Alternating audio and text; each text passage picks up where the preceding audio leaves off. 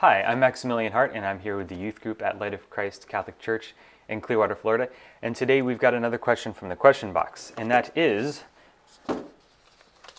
if God is good, why does suffering exist in the world?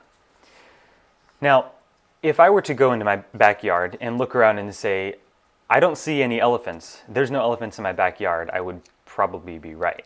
But if I were to go into my backyard and say, I don't see any ants, there's no ants in my backyard, probably not right. Same sort of thing. Just because we don't see the good that comes from suffering doesn't mean it's not there. Pope St. John Paul II wrote an apostolic letter called Salvifici Doloris, which is on the Christian meaning of human suffering. And in it he talks literally about the salvific nature of suffering.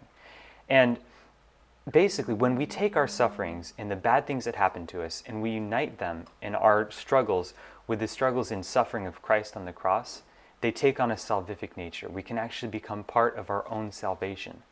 And it transforms us. These bad things that happen, just because we don't see the good in them right away, doesn't mean it doesn't exist. If it wasn't for danger, how could we learn courage? If it wasn't for other people suffering, how would we learn compassion?